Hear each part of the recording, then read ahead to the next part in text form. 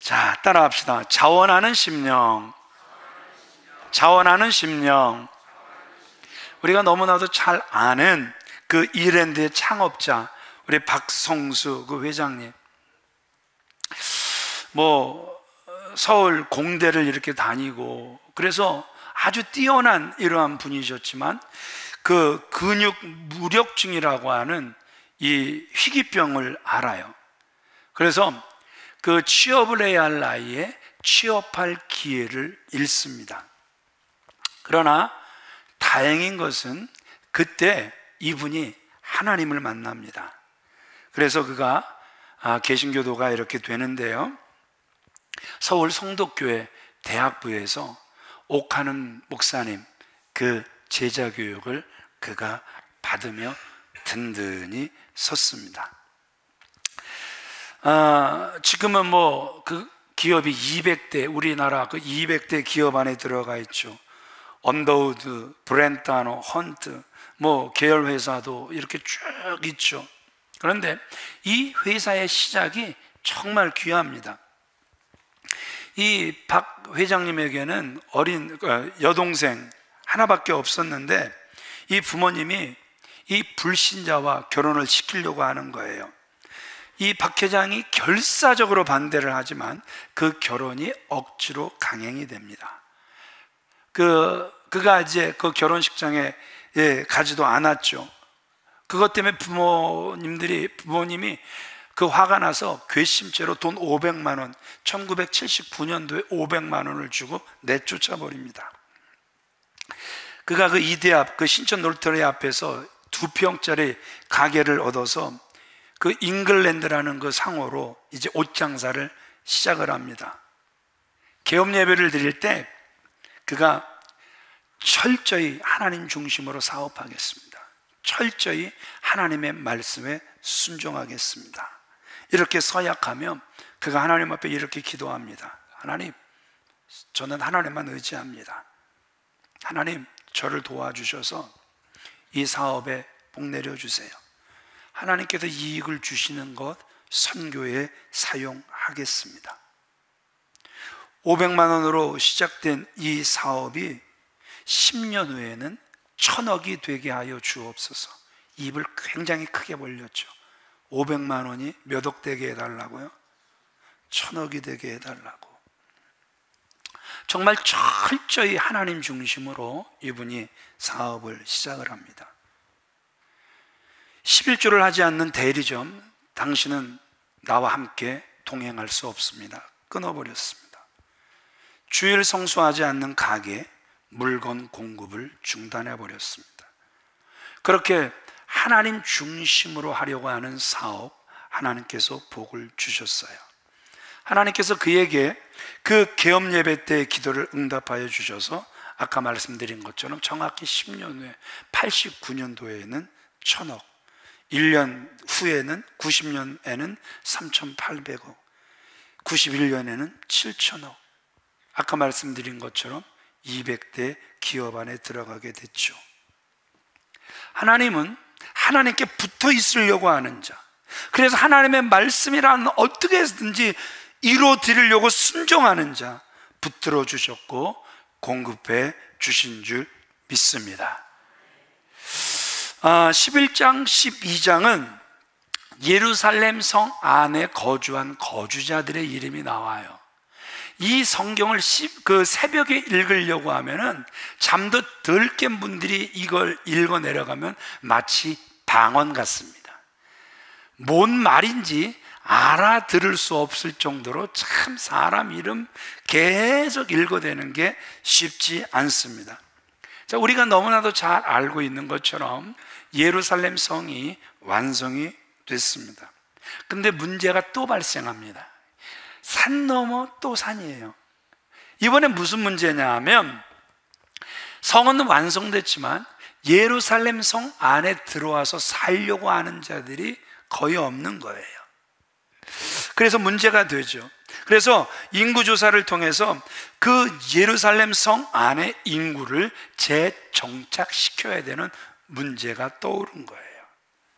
그래서 오늘 본문을 통해 도대체 어떤 사람들이 그 성에 들어가 살게 됐는지 함께 살펴보기를 원하는 거예요.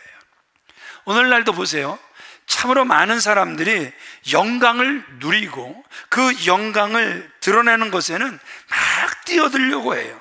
그러나 내가 노력하고 내가 수고해도 아무런 표가 나지 않는 그곳에는 자신을 바치려고 하지 않는 이러한 안타까운 모습 우리가 많이 보게 되죠. 그래서 어떤 사람들이 그 성 안에 거하게 됐는가 함께 살펴보면서 함께 은혜 받는 시간이 됐으면 정말 좋겠습니다. 우리 첫 번째 같이 읽어보겠습니다. 시작. 하나님의 뜻을 아는 사람들이 솔선수범했습니다. 자, 어떤 사람들이 솔선수범했다고요? 하나님의 뜻을 아는 사람들이 솔선수범했다라는 거예요. 1절 같이 읽어봅니다. 시작. 백성의 지도자들은 예루살렘에 거주하였고. 자, 백성의 지도자들이 어디에 거주하였다? 예루살렘에 거주했다. 역시 지도자들이죠. 예루살렘 성 안으로 이주하는 그 일은 큰 결단력이 필요했던 것 같아요. 왠 줄 아세요? 우리 느헤미야 7장 4절 말씀 같이 읽어보겠습니다. 시작. 그 성읍은 광대하고 그 주민은 적으며 가옥은 미처 건축하지 못하였음이니라. 그 성읍은 광대한데 주민은 뭐했다? 적었다. 그리고 또 문제가 뭐예요? 가옥들은 미처 건축되지 못한, 그러니까 한마디로 황폐한 땅 그대로인 거예요. 그러니까 지금까지 55일 동안 성을 쌓느라고 죽도록 고생을 했어요. 그런데 또 예루살렘 성 안에 들어가서 산다는 건 또 고생을 해야 하는 거예요. 그러니까 들어가서 살려고 하는 그러한 사람들이 많지 않는 그때에 오늘 보면 누가 솔선수범하는 거예요? 지도자들이. 역시 하나님께서 왜 지도자로 세우셨는가? 그 분명한 이유를 알아 지도자답게 행동하는 모습을 우리에게 보여주고 있다는 것이죠. 자, 우리가 아는 그 예루살렘, 다윗과 솔로몬 시대에는요, 그 영화가 뭐 하늘을 찌를 듯 굉장히 높았죠. 뭐 은 같은 것은 뭐 돌멩이처럼 아주 흔하게 여겼기 때문에 그냥 뭐 가치에 치지도 않았던 그러한 시대였죠. 스바의 여왕이 그 찾아와서 세상에 그 성을 보고 그가 자기에게 들었던 것보다 훨씬 더하다고 솔로몬을 축복하고 그 솔로몬과 함께 할 수 있는 신하들을 막 축복하죠. 그만큼 정말 대단했던 곳이 바로 예루살렘 성이었죠. 그런데 그렇게까지 영화롭던 그 예루살렘 성이 바벨론의 침략으로 무너졌습니다. 그 70년간의 그 포로 생활부터 그 이후에 90년 이후에 그 느헤미야가 와서 성을 건축할 때까지, 그러니까 여러분들이 잘 아시는 것처럼 70년간의 포로기 이후에 그들이 성을 재건하긴 또 재건했지만 적들이 또 쳐들어와서 일부 회복해 놓은 것마저 무너뜨려 버렸단 말입니다. 그러니까 160년 동안 폐허가 돼 있었던 땅이 바로 예루살렘 성이었단 말입니다. 전적인 하나님의 은혜로 52일 만에 그 예루살렘 성이 재건되긴 했어도 그 폐허가 된 성 안에 들어가서 살겠다 이렇게 나서는 사람들은 많지 않았다라는 것이죠. 그런 것을 누가 먼저 솔선수범하고 있다고요? 역시 지도자들이 먼저 솔선수범하는 모습을 우리에게 보여주고 있죠. 이런 모습이 지도자들의 모습인 줄 믿으시면 아멘 하시기 바랍니다. 이런 모습이 있었기에 다 망한 것 같은 그러한 그 이스라엘이 다시 살아날 수 있었던 것이죠. 특별히 성경에 기록된 거 보면 유다 지파, 베냐민 지파, 그리고 레위 지파의 그 지도자들이 솔선수범하는 모습을 우리에게 보여주고 있죠. 참 여기서 또 감동적인 건 그 베냐민 지파의 11장 8절을 보니까 928명의 지도자들이 일어나는 거예요. 참 베냐민을 볼 때마다 느끼는 건 참 의리가 강하다. 너무 의리가 강해서 친구 따라 강남 가서는 안 되겠지만 끝까지 그 유다와 함께하는 모습 우리에게 보여주고 있잖아요. 유다는 어떤 지파입니까? 왕족이죠.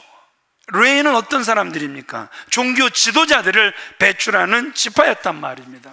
그런데 그들이 또 솔선 수범하는 모습 우리에게 보여주고 있죠. 가정에서 왜 부모가 부모입니까?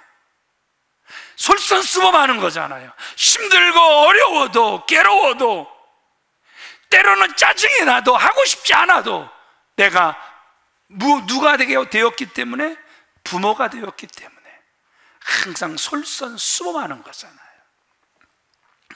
그래요. 교회도 마찬가지라는 거예요. 교회가 위기라고 합니다. 세상의 손가락질을 있는 대로 받고 있습니다.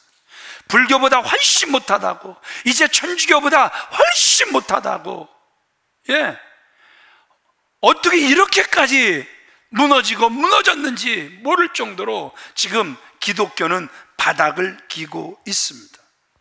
이럴 때에 하나님이 기뻐하시는 정말 크고 놀랍고 아름다운 일들을 감당하기 위해선 지도자격인 우리 목회자들, 그리고 지도자격인 우리 중직들, 높은 자리보단, 대접받는 자리보단 욕먹고 손해보고 힘들고 희생하는 자리에 앞장서야 할 줄 믿으시면 아멘 하시기 바랍니다.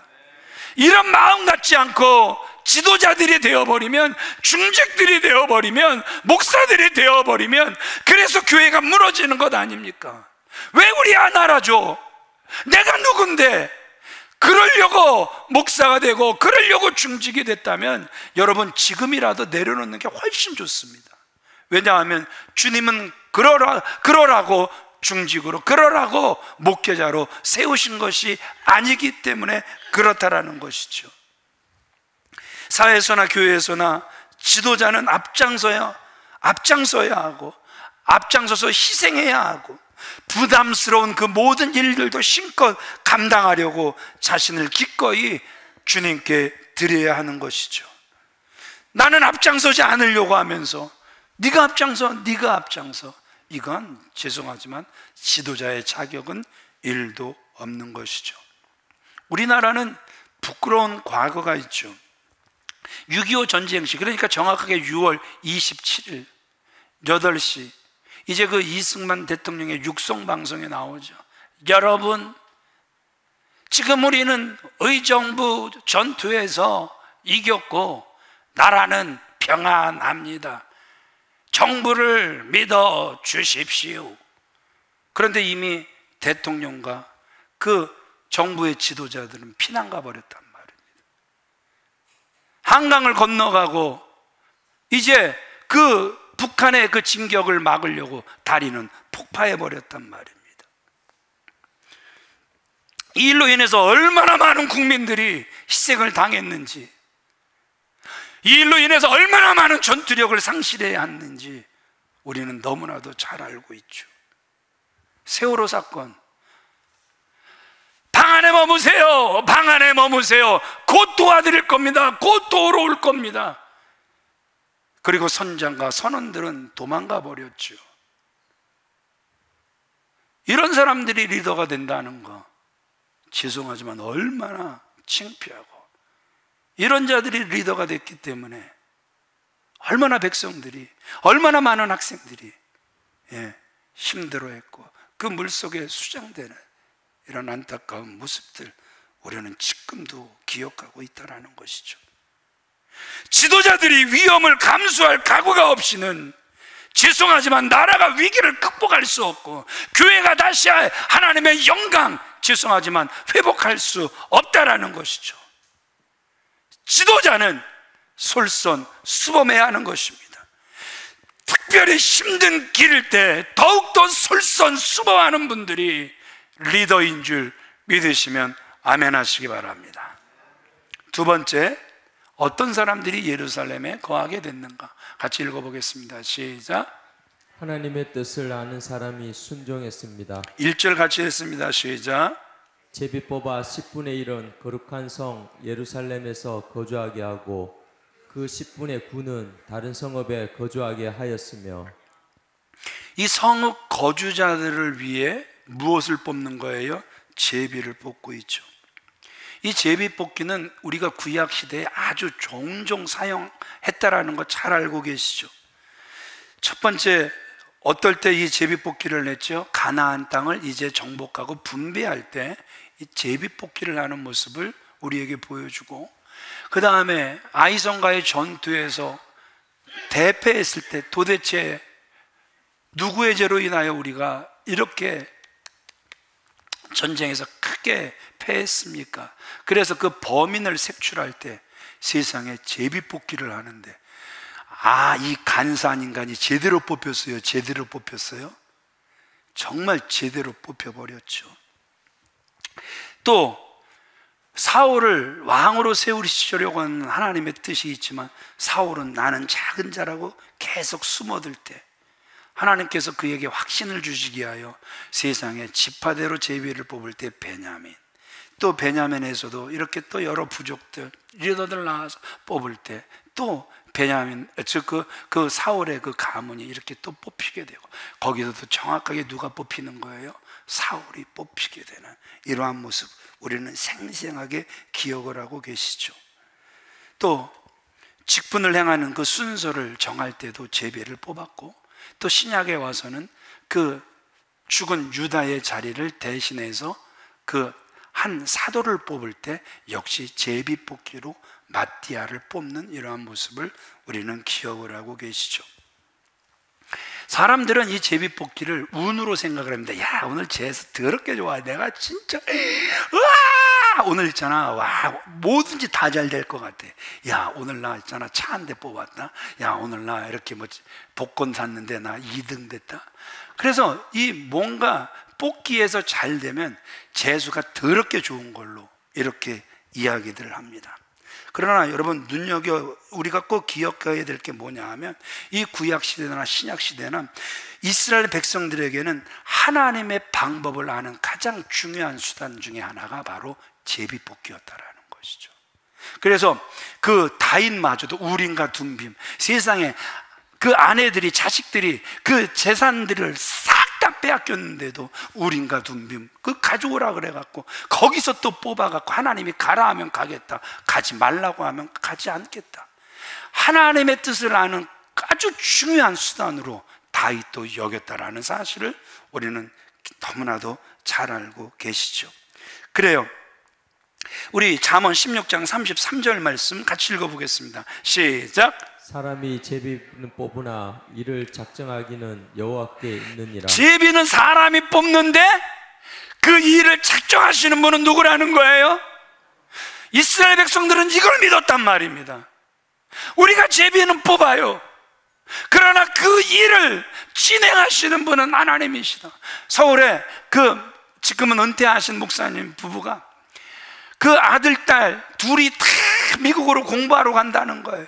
교인들도 많지 않고 그 비용을 감당하기는 쉽지 않은데, 그런데도 자녀들은 분명히 하나님의 뜻이라고 보내달라고 하니까, 그래? 너희들이 하나님의 뜻이라고 하니까 우리도 하나님의 뜻을 우리 같이 묻자. 그래갖고 그 아버지 목사님이 제비뽑기를 했어요. 그랬더니 둘 다 보내라고 나와버린 거예요. 그래갖고 둘 다 보냈어요. 그런데 둘 다 하나님께서 정말 신앙 안에서, 그래서 다른 부분까지도 하나님께서 정말 잘 성장시켜 주셨어요. 내 자식 잘 된 거 아니니까 아멘 안 할 줄은 알고 있었지만 이렇게까지 조용하리라고는 상상도 못했습니다. 자, 그래서 이제 제비뽑기를 통해서 그 10분의 1이 선정이 되죠.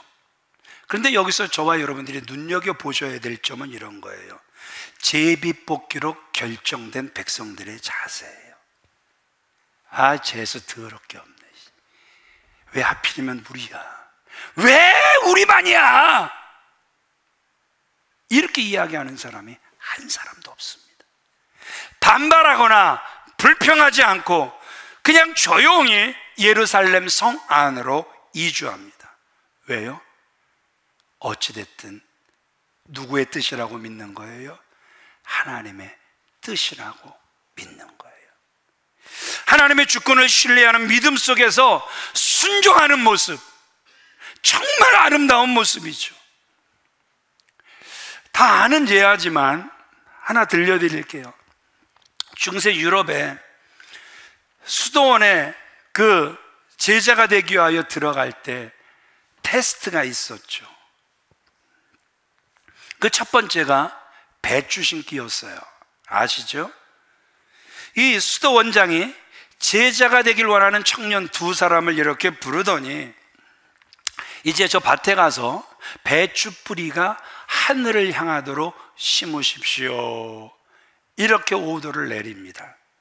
한 청년은 수도 원장의 말대로 배추 뿌리가 하늘을 향하도록 심었고, 한 청년은 저 수도 원장이 오래오래 수도하다 살다 보니까 미쳤군, 배추를 어떻게 심는지도 모르는군, 아무리 저 사람이 잘못 오더를 내렸어도 내가 제대로 잡아줘야지, 그래갖고 뿌리가 땅속으로 들어가도록 배추를 잘 심었습니다. 수도 원장이 배추를 심어 놓은 모습을 살펴보고는 두 청년을 불러 말을 합니다. 두 번째 청년에게 이렇게 이야기를 합니다. 청년처럼 똑똑한 사람은 혼자 사십시오. 당신은 선생으로선 자격이 있을지 모르지만 제자로서의 자격은 없습니다. 순종은 제자가 되기 위한 첫 번째 조건이라는 것이죠. 그렇잖아요. 순종이 안 되는데 왜 자꾸 배우려고 하는지 이해가 안 될 때가 진짜 많아요. 우리는 뭐 예수님이 말씀하시면 순종하겠다, 아니 보이지 않는 부모에게 순종하라 그러잖아요. 보이게 세우신 리더십에 순종하라고 하잖아요.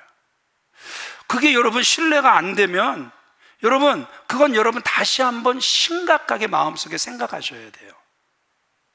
그래서 여러분 정말 순종할 수 있는 교회에 여러분들 서 있는 게 100번 낫습니다. 그래야 여러분들 성장할 수 있습니다. 예. 하나님은 우리에게 다양한 방법으로 아버지의 뜻을 알리고 계시죠. 세미한 음성이나 때로는 성경을 읽을 때나 때로는 설교를 통해 하나님의 뜻을 우리에게 분명하게 알려주시죠.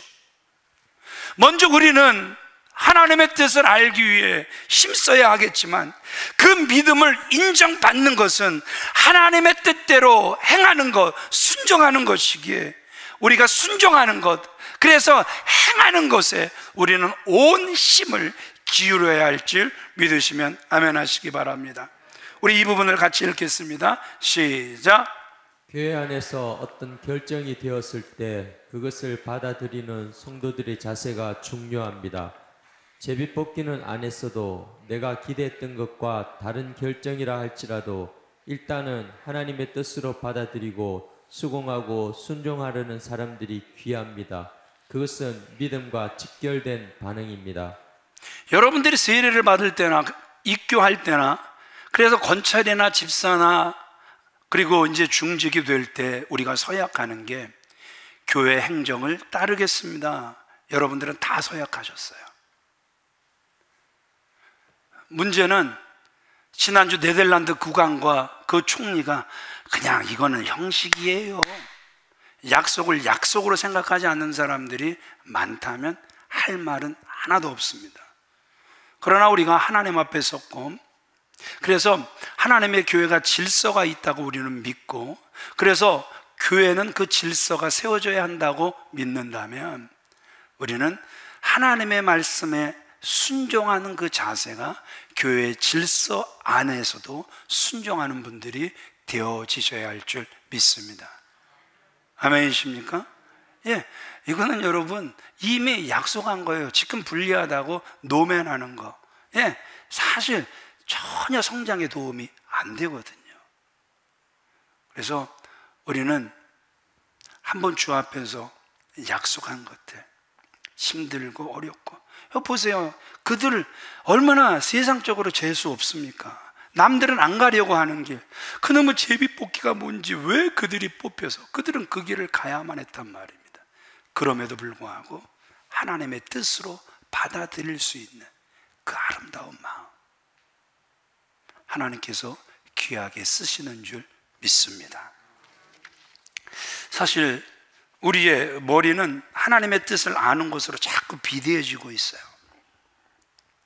우리는 하나님의 뜻을 알고 행하지 않으므로 머리만 자꾸 비대해지는 존재가 아니라 하나님의 뜻을 행함으로 손과 발을 비롯하여 온 지체가 함께 성장함으로 균형 있는 성도로 서야 할 줄 믿습니다. 세 번째, 같이 읽어보겠습니다. 시작. 하나님 나라를 위해 자원하는 사람입니다. 2절 같이 읽어보겠습니다. 시작. 예루살렘에 거주하기를 자원하는 모든 자를 위하여 백성들이 복을 빌었느니라. 제비뽑기로 그 선발된 사람들 외에 이제 선발되지 않은 10분의 9가 있었단 말입니다. 자, 10분의 9는 그날 재수 되게 좋은 사람들이다, 재수 되게 좋은 사람들이다? 그냥 솔직하게, 우리 굉장히 좀 솔직하게, 재수가 좋은 사람들이에요, 되게 좋은 사람들이에요? 재수 되게 좋은 사람들이잖아요. 들어가고 싶지 않았는데 안 뽑혔으니까. 그래서 막 기쁘고 즐겁고 감사하고, 역시 하나님은 내 하나님, 우리 하나님, 막 좋아, 난리가 난 그러한 상황일 수도 있습니다. 그때 그 속에서 우리는 하나님의 성, 저 거룩한 성 예루살렘에 거하기를 원합니다. 자원하는 자들이 일어나는 너무나도 귀하고 너무나도 아름답고 마땅히 있어줘야 할 귀한 모습들을 우리에게 보여주고 있다라는 것이죠. 그들은 기꺼이 어려움을 감수하기로 결단하는 거잖아요. 그들이 왜 자원했을까? 이유는 이거죠. 자신의 안전이나 이익을 먼저 생각하기보다는 하나님의 나라를 그들은 먼저 생각했기 때문이죠. 하나님께서는 이런 자원자들을 통하여 하나님의 역사를 이루어 가실 줄 믿습니다. 여러분, 희생도 말입니다. 자원하는 희생이 진짜란 말입니다. 베드로전서 5장 2절 말씀 같이 읽어보겠습니다. 시작. 너희 중에 있는 하나님의 양 무리를 치되 부디게 함과 하지 말고 오직 하나님의 뜻을 쫓아 자원함으로 하며 더러운 일을 위하여 하지 말고 오직 즐거운 뜻으로 하며. 하나님의 일은 어떻게 하라고요? 자원하는 마음으로 하라는 거예요. 그 거룩한 일을 때로는 억지로 십자가를 질 때도 있겠지만, 그래서 구레네 시몬처럼 억지로 십자가를 졌지만 그 끝에서 결국 그는 누구를 만났습니까? 예수 그리스도를 만나잖아요. 나를 위하여 고난당하시는 예수 그리스도를 만나잖아요. 나를 영생시켜 주시기 위하여 부활하신 예수 그리스도를 다시 만나잖아요. 여러분, 지금도 혹시 억지로 십자가 지고 계시진 않습니까? 아직도 주님을 못 만나고 계신 분들이 혹시 계십니까? 주님을 꼭 만나시는 분들이 되어지시길 주님의 이름으로 축원을 드립니다. 보세요. 자원하는 자들의 헌신, 분위기를 확 바꿔버렸을 거란 말입니다. 오히려 기쁘고 즐거워 막 춤을 추려고 했던 그 사람들 부끄럽게 만들었을 거란 말입니다. 다시 한번 말씀드립니다. 그들은 지도자도 아니었습니다. 그들은 제비에 뽑힌 사람도 아니었습니다. 예루살렘 성 안에 거주할 의무가 그들에겐 없었지만 그들은 자원하여 예루살렘 성에 거주하기를 원했습니다. 왜 그랬을까요? 찬송으로 표현하면 이런 거겠죠. 하늘의 영광과 베푸신 은혜가 진리와 함께 영원히 시우네. 넘치네. 그 예루살렘에 하나님의 영광이 넘침을 그들이 믿었기 때문에 그렇다라는 것이죠. 아멘이십니까? 그래요. 그들의 헌신은 정말 다른 사람들에게 큰 영향을 줬을 거예요. 우리가 선교회에서, 전도회에서 임원이계 일을 열심히 하는 것보다 나는 아무것도 아닌데 자원하여 열심히 하면 얼마나 다른 사람들에게 선한 영향력을 미치겠습니까? 이런 자원하는 사람이 있는 것이 매우 귀한 것이고 중요하다라는 것이죠. 어제도 보니까 설교하는 단쪽이 어둡다고 그냥 집사님들이 자원하여 그것을 찾아서 불을 바꿔주시는 거예요. 필요한 것들 만들어 다 붙이시고, 어떤 분이 그 교회를 어마어마하게 청소를 하는 거예요. 왜 그러시냐고 그랬더니 오늘 하루 쉬는데 이 쉬는 날 하나님의 전 그래도 살피기 위하여 와서 내가 해야 할 일을 찾아서 이렇게 일을 하고 있다고. 또 교회 식당에서 봉사해 주시고, 교회 환경 아름답게 만들어 주시고, 토요일 날 보니까 어떤 분이 땀으로 옷이 싹 다 젖었어요. 보니까 화장실 청소하느라고 그 더운 날 땀으로 옷이 다 젖어버린 거예요. 요즘 전도대들이, 전도하시는 분들이 점점 늘어나면서 토요일마다 모여서 계속 전도를 나가는 거예요. 이런 분들이 지금 다 자원해서 하는 거예요. 제비 뽑혀서 하는 것도 아니고 리더기 때문에 하는 것도 아니고 지금 자원해서 하고 계시는 거예요. 그런 모습들을 보면 목사가 눈물이 안 날 수가 없는 거고, 기도가 안 나올 수 없는 거고, 기도 중에 그들을 향한 축복이 안 쏟아질 수가 없는 거예요. 하나님, 이렇게 자원하는 심령들을 아직도 교회 안에 일으켜 주시니 너무너무 감사합니다. 자원하는 심령 되어지시길 주님의 이름으로 축원을 드립니다. 역사적으로도 수동적인 사람 수천 수만 명이 자원하는 몇 사람에 의해 움직여지는 거잖아요. 살아 움직이는 소수가 중요한 것입니다. 하나님이 쓰시는 사람은 스스로 움직여주는 사람이에요. 최선을 다해 자원하는 사람들을 통해 하나님은 하나님의 일을 만들어 가실 줄 믿습니다. 여러분들에게 질문하고 싶은 게 이런 거예요. 주님의 몸된 교회를 위하여 무엇을 하고 있습니까? 나는 솔선수범하고 있습니까? 나는 할 수 없이 뽑혔지만 그것을 하나님의 뜻으로 받들고 순종하고 있습니까? 나는 자원하는 헌신을 하고 있습니까? 나의 위치가 어느 곳이든지 그곳에 맞게 하나님 나라를 위해, 교회를 위해 교회에 거하는 사람들 다 되어지시길 주님의 이름으로 축원을 드립니다. 여러분들은 지도자라고 혹시 생각하십니까? 만일 그렇다면 우리는 어디를 중심으로 살아야 하겠습니까?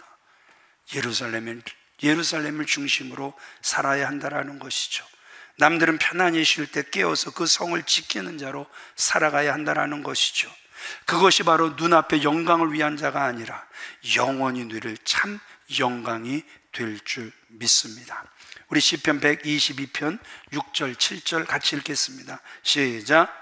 예루살렘을 위하여 평안을 구하라. 예루살렘을 사랑하는 자는 형통하리로다. 내 성 안에 평안이 있고 내 궁중에는 형통함이 있을지어다. 우리가 가장 좋아하는 단어가 평안과 형통이에요. 그래서 우리는 첫 번째 줄, 두 번째 줄보다는 세 번째 줄이 제일 좋아요. 내 성, 그러니까 우리 집안에는 평안이 있고 우리 집안에는, 우리 사업장 안에는 형통이 있을지어다. 참 좋아하죠. 근데 왜 없애버리세요? 그러나 정말 중요한 건 지금 뭐라고 말씀하고 있는 겁니까? 예루살렘을 위하여 평안을 구하라. 예루살렘, 주 계신 성전을, 주 계신 그 예루살렘 성을 사랑하는 자는 형통할 것이다. 아멘이십니까? 우리 가운데 새 예루살렘의 영광을 원하지 않는 사람 아무도 없을 거예요. 하지만 정작 새 예루살렘과 그곳의 주인 되신 주를 위하여 고난을 감수하려는 사람 그렇게 많지 않아요. 어제 그 파키스탄에서 30년간 선교 사역을 하셨다가 이렇게 한국에 돌아와서 건강검진을 하셨는데 간암 말기. 참 차라리 하늘이 무너졌으면 좋겠는데.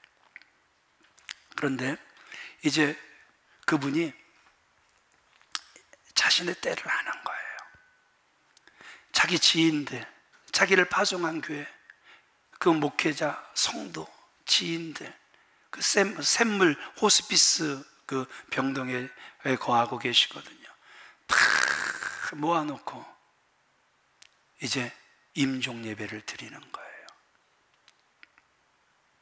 그러면서 하나님, 제가 무엇이 간데 30년간 선교사로 쓰임 받게 해주신 거 너무너무 감사합니다.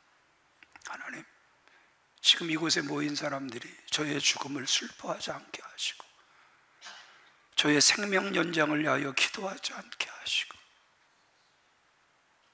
제가 끝까지 선한 싸움 싸우다 하나님 앞에 설 수 있도록 기도하게 해주세요.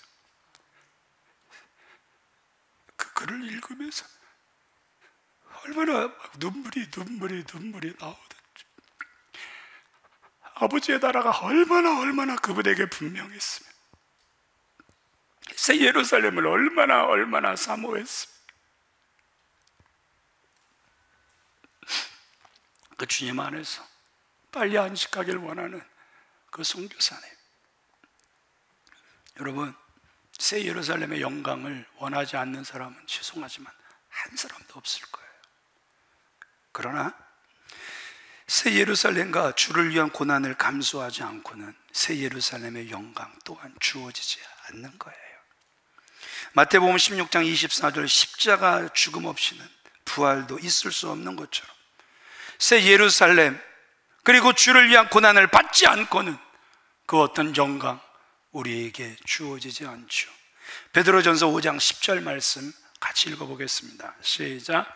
모든 은혜의 하나님 곧 그리스도 안에서 너희를 부르사 자기의 영원한 영광에 들어가게 하시니가 잠깐 고난을 당한 너희를 친히 온전하게 하시며 굳건하게 하시며 강하게 하시며 털을 견고하게 하시리라. 자기의 영원한 영광에 들어가게 하실 이가 분명히 계세요. 그런데 그분이 지금 뭐라고? 잠깐 고난당하는, 고난이 왜 이렇게 깁니까? 고난이 좀 줄었으면 좋겠습니다. 우리는 이렇게 기도하지만 그 고난 잠깐이래요. 우리가 누릴 영원한 영광에 비하면 그 고난은 잠깐이래요. 여러분, 잠깐입니다. 정말 잠깐이라고 주님이 말씀하셨습니다. 이기시기를 바랍니다. 왜요? 우리는 새 예루살렘을 너무너무 사모하기 때문에 그렇습니다. 저와 여러분들이 모두가 다 이 새 예루살렘의 주민이 되어 주의 영광에 동참하게 되시길 주님의 이름으로 축원을 드립니다. 3절부터 지금까지 예루살렘에 거주한 리더들의 명단이 길게 나와요. 그들은 어려운 여건 속에서도 그들의 안위를 일정 부분 포기하고 지금까지 예루살렘에 거주하며 예루살렘을 지켜온 사람들의 이름들이에요. 이 명단에 기록된 그들의 이름들은요, 그들이 그 예루살렘에 거하며 무엇을 얻었기 때문이 아니라 뭔가 포기했기 때문에 그들의 이름이 기록된 거예요. 하나님 나라를 위해 무엇인가를 포기한다는 것, 그것은 참으로 어려운 일입니다. 보이지 않는 하나님 나라를 위해 나의 중요한 무엇인가를 포기한다는 것, 여러분 결코 쉽지 않습니다. 그러기에 이곳에 기록된 그들의 이름이 정말 아름다운 것이죠. 우리가 나중에 천국에 가면 하나님이 저와 여러분들에게 무엇라고 말씀하실까요? 은총아, 너는 세상에서 무엇을 얻었느냐? 이렇게 질문하실까요? 아닐 겁니다. 은총아, 너는 내 나라를 위하여 무엇을 포기했느냐? 이것을 묻지 않으실까요? 심판대 앞에 우리가, 하나님, 우리는 세상에서 돈을 이만큼 벌었고 자식들 이렇게 출세시켰어요. 그러면 지옥 갈 사람들이 그 소리를 듣고는, 아니 우리는 저 사람들보다 돈 더 많이 벌었고 우리 새끼들은 더 잘 키웠어요. 지옥 갈 사람들이 여러분 데모하지 않겠습니까? 그래서 하나님은 우리가 그들과 다른 것, 곧 우리의 포기, 이것을 먼저 물으시지 않겠습니까? 우리 이 부분을 같이 읽어보겠습니다. 시작. 이미 우리는 하나님 나라를 위해 많은 것을 포기하였습니다. 그러나 하나님 나라를 위해 더 자주, 더 많이 포기하여 더 풍성한 삶을 살아야 합니다. 하나님 나라의 아름다운 명단에 더 많이 기록되어야 아멘. 하고 우리는 날마다 믿음으로 그 일을 해야 합니다. 말씀을 마치겠습니다. 하나님 나라를 위해 책임 있는 일들 여러분 하고 계십니까? 그 존귀한 나라를 위하여 내가 오늘 책임 있게 먼저 헌신하며 수고하고 계십니까? 아니면 아직도 뒤에서 뭉그적거리고 있습니까? 하나님 나라를 위해 책임 있게 헌신해야 될 줄 믿습니다. 책임을 지고 앞으로 나아갈 때 우리는 내가 하나님 나라를 위해 포기해야 할 것이 아직도 많이 있음을 아시게 될 것입니다. 그렇다고 금욕주의로 살아라, 억지로 살아라 이렇게 말씀드리는 것 아닙니다. 그러나 저와 여러분들이 바른 신앙생활, 나 주님의 기쁨 되기 위하여 아직도 포기해야 하는 것이 분명히 있습니다.